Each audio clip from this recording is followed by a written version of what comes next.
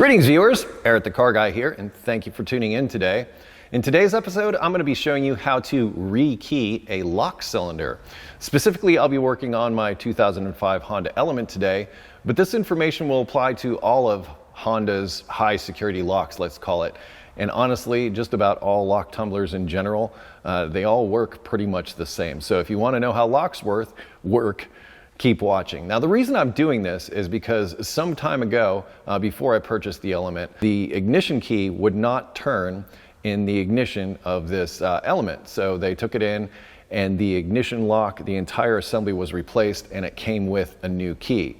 Now, the information I'm going to show you here today is going to save you a lot of money because you won't have to do that. You can just repair those locks rather than replacing the entire thing. But anyway, I now have two keys. I have one for the ignition and one for the door, but I just want one key. So that's the reason I'm going here today. Now, I've already gone through the process of removing the lock cylinder from the door. I'm not going to cover that in detail in this video. Really, I'm going to focus on how to repin the lock tumblers. For specific information on how to get the lock cylinders on your vehicle, well, you're going to have to find a service manual or just go for it. Just try not to break anything. But once you get to that point and you've got the lock cylinder out, well, stay tuned. I'm going to show you how to repin it. Here's the lock cylinder that I've already removed from the vehicle, as I've mentioned. And I think, yeah, this is the this is the door lock key. So I can put this one in and this one actually turns and works. But I want to make this key work and it doesn't at this time. So I'm going to repin this tumbler to work with this key instead of this key. Okay, I'm going to backtrack a little bit and add some additional and useful information to this video. This is actually the passenger side lock. I've already rekeyed the driver's door and I rekeyed the one for the lift gate. Anyway, this is my new key, and as I said, this is the passenger side and I have not rekeyed it yet. One of the things I noticed on this one was that if you look closely there, you'll see a little R on that, and that indicates, I believe, the side. Since this is a passenger side, it would be considered the right side of the vehicle. So that might be helpful to you if you go to reassemble. But what I try and do is just keep everything together, especially this clip. Be really careful when removing it. I just take a screwdriver and just sort of pry it out like that. Then I can set this aside. And know that this can also go on two ways. It could go on like that too, but that's not the way it goes. You can sort of tell by the witness marks. You see those little scrapes right here? You can tell it went on like this. So I'm just going to set that aside with that clip.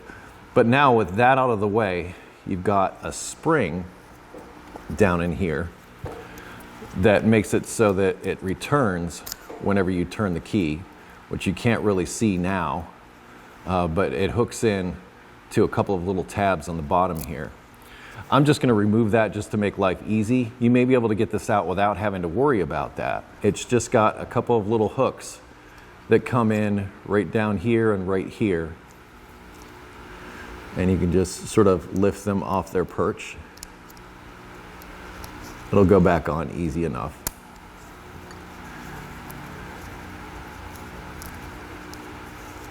So there's that spring with the little hooks that I mentioned. You can set that there.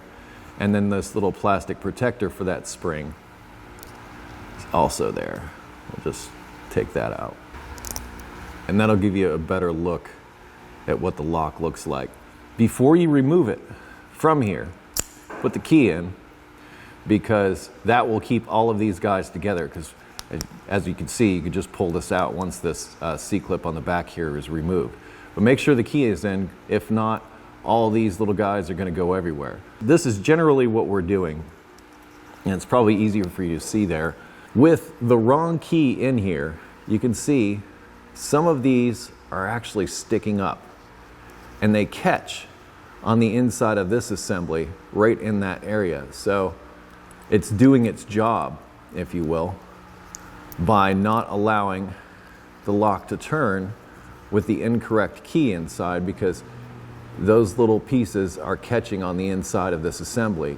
What we're doing during the process of rekeying this, or if you're doing a repair, sometimes the key wears out and these won't go into position to where you can turn the key, or these little pieces that I'm about to replace, I believe they're called pins, they can wear out causing the key not to turn. Here's a kind of an important tip. When you do this, I highly recommend using a new key and not an old key. If you use an old key, these won't necessarily go into position like they're supposed to and won't allow the key to turn freely. You want to make sure that when you do this, use a new key, because if you do, well, you'll ensure the best possible result. Now I have this repinning kit. I will link it down in the description that has all the pieces needed to repin these Honda locks. This is about $100.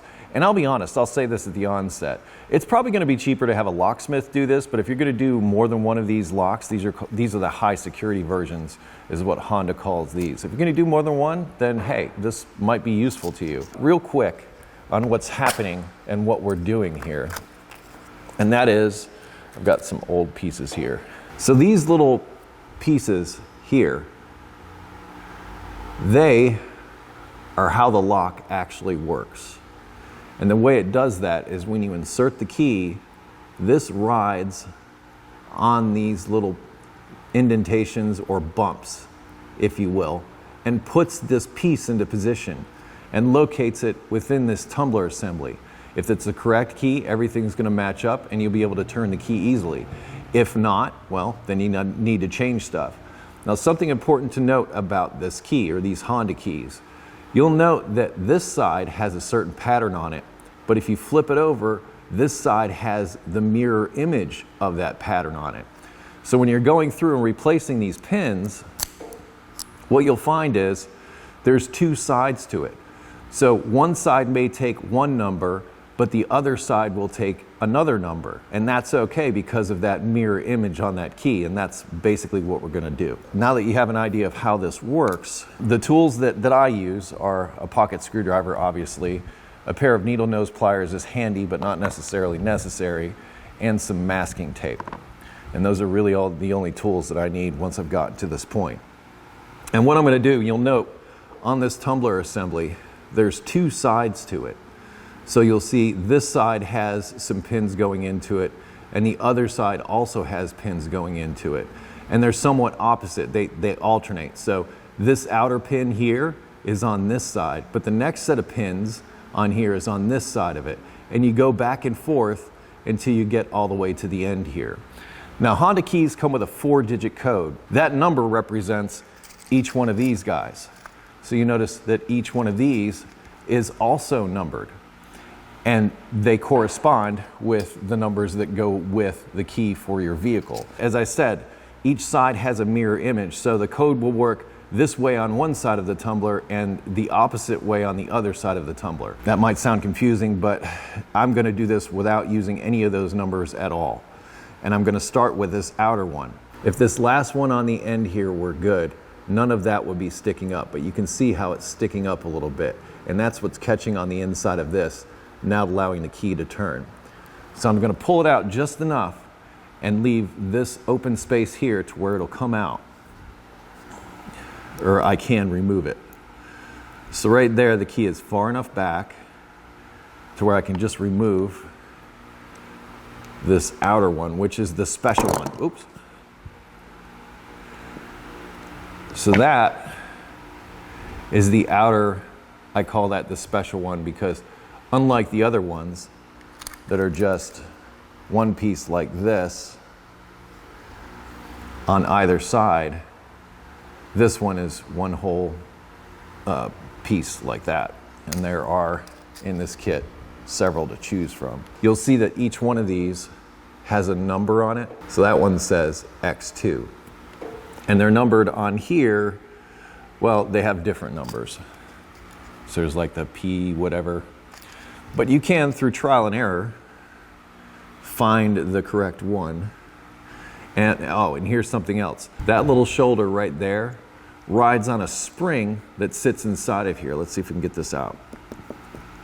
If it'll come out for us. There it is. So this little spring sits on this shoulder when it's sitting inside the tumbler assembly. So it's important not to lose these springs. This kit comes with some extra springs. I'm not shilling this kit so much, it's just the kit that I got. Anyway, you'll see it's sort of a round opening that spring will fit into. So want to get that back down in there. And now we had this X2 piece, and I'm not going to call out my numbers for this, obviously, because basically that would be giving away my key code on the internet, which doesn't seem like a smart thing to do. So when you insert these down into here, that shoulder that I spoke of is going to go face that spring, because that's what that spring rests against. Put that down in there like that, and it's still sticking up now, but let's insert the key fully and see where it goes. And look at that. Everything is now flush. So both on the top and the bottom, nothing is catching. You can run your finger over it. Now, I have run into a little, on occasion, I know I've got the right pin in place, but there's still a little bit sticking up, causing it just to catch a little bit as you turn it. What I do in that case is I just take a little file and just file down that edge till it spins freely inside of this. So we're gonna move on to the next one, but before we do, here's the trick that's gonna be helpful to you, masking tape. So a little piece of masking tape will hold that piece in, because without it, what'll happen is these will wanna fall out and go everywhere, and then you've got little springs and little bits everywhere.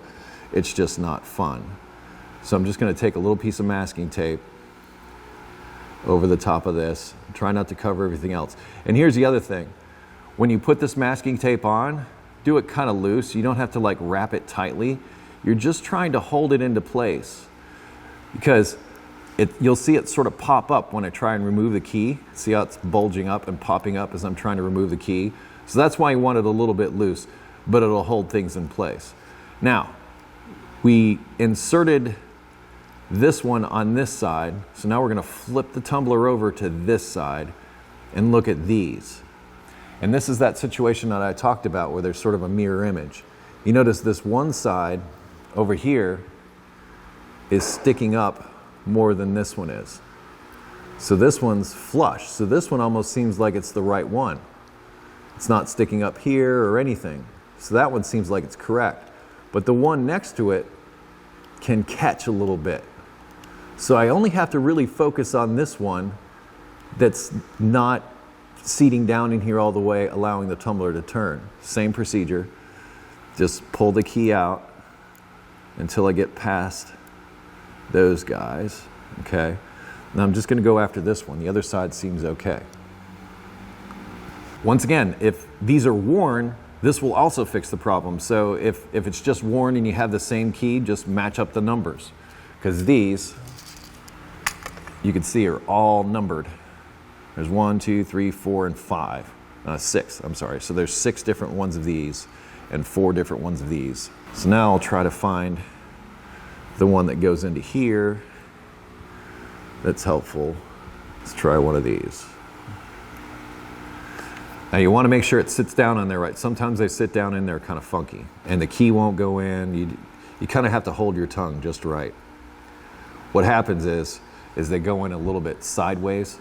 So instead of going straight down in, it's going to go in this way a little bit, but you want it to come around and to come into contact with that opening.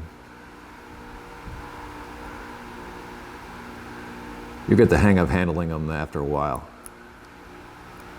There it is. Push it in.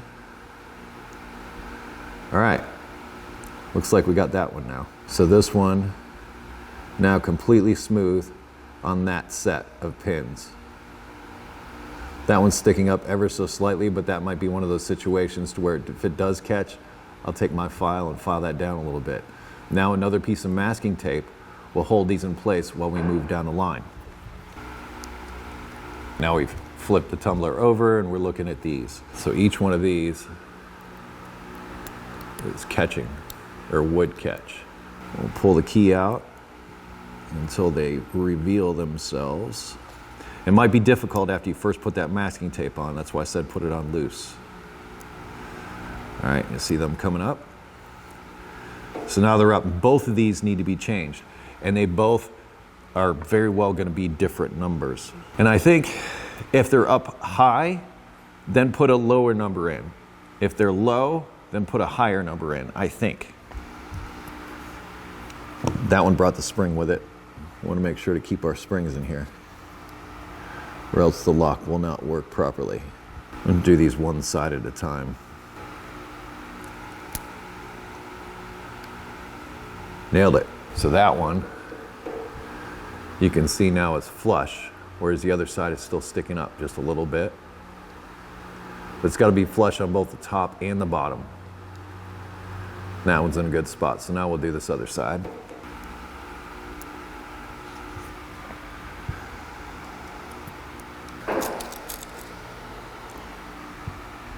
Remember, you want that shoulder to face that spring. And it's probably a good idea to check for that spring whenever you do the insertion, just to be sure it's still there. Okay, not quite there yet. Almost, but not quite. See how it's still got a little bit of a hangnail there? Yeah, I think that one does it. Both of these don't have anything sticking up on either side. Everybody's recessed and happy. Both of these next ones in line are sticking up at the bottom a bit. Both about the same amount. I wonder if they're the same number. They're not the same number. All right, so we'll do these one at a time. Nope, still not there yet. That might do it. This one doesn't have anything sticking up. This one still does. This one's good, so I can move to the other side.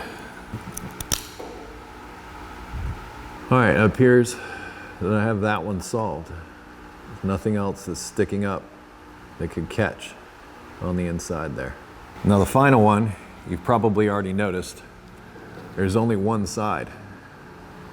So this one doesn't have two sides, it's only got one. And it is sticking up, so we should replace it.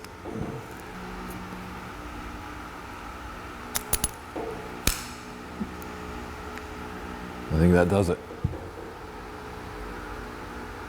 Everybody's all flush. We'll leave the key in here and we will see if it now works. I think you might get a better look at how everybody's in line now, whereas they weren't before. And this only goes in here one way. If you put it in this way, you see how it's sticking up a little bit in there? Turn it 180 degrees and it's got to sit flush. And you can see now that this key works in this lock. Cool, right? I know that there is probably a specific lubricant to use here.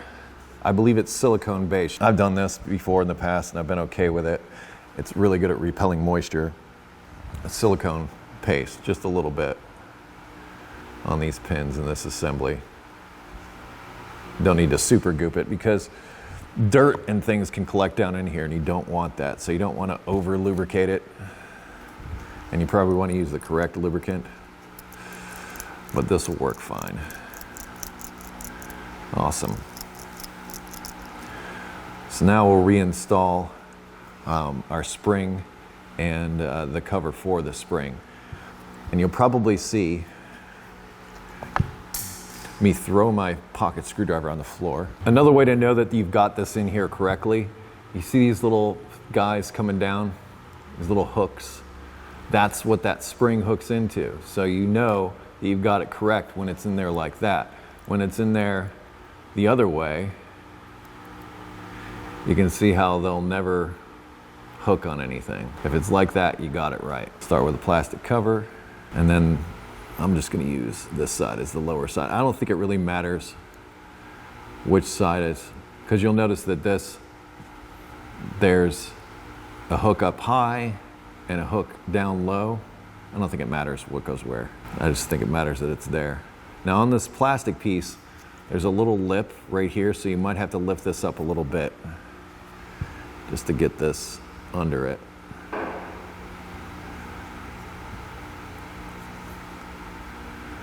Just put one side down. And then you just bring the other side around. There we are. Looks like everybody is in place now. Put the key in there, make sure it rotates and returns, which is the whole purpose of that spring. Okay, everybody's hooked in. I'm going to take my tab, which faces just the opposite way of this, and we already talked about the orientation. And there you are. That is how you rekey a lock. Now, to demonstrate that it works, this is the new key that works in the ignition.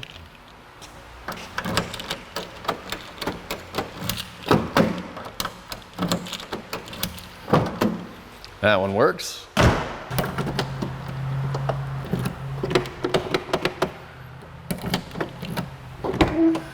That one also works now.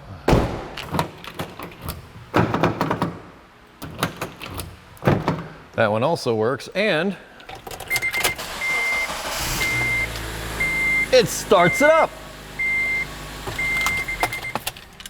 One key to rule them all, and in the darkness bind them. Just for giggles, here's the old key that used to open this door. It no longer even turns, and it won't turn in any of the other locks either. So this key no longer works with this element. Something I feel that's important to add here. I've mentioned a few times during this video about using a freshly cut key to perform this procedure, and I stand by that recommendation. However, know that Honda keys in particular have a transponder chip inside of them that if the vehicle does not recognize that key, that vehicle will not start. So you have to have the key programmed to the vehicle in order to start it. So you'll be able to work the door locks and everything just fine, but it won't work in the ignition unless it gets programmed. I know the Honda dealer can do this. There may be other means, but I know for sure a Honda dealer can take care of that for you. Surprisingly easy, right? Well, at least in my mind it was. Just take it one pin at a time is probably the best way that I can convey that to you. And well, sooner or later you'll get it to where everything turns freely inside the lock assembly and you're good to go. I've done this on all 3 locks on the Element. They all now match the ignition key, so now I have one key for the whole thing. I don't have to carry around 2 keys on my keychain, don't have to worry about that. I'm hoping the information in this video was useful to you. I'll put a link in the description to that kit. Once again, it might be less expensive just to have a locksmith do this, but if nothing else, you know exactly how it's done, and like I said, it's not that hard. So you make the decision, you make the call. Also, this works for repair. So if you've got a Honda key that won't turn in ignition or won't turn in the door lock or something, real important though, make sure you start with a new key. Don't try to key one of these up to an old key. It's probably going to be a little bit sloppy in there. Anyway, hope the information was useful to you. As I said, additional information down in the description, including a link to EricTheCarGuy.com, which is where I ask you to go if you have automotive questions I didn't cover in this video. Thank you so much for watching today. Be safe, have fun, stay dirty. I'll see you next time.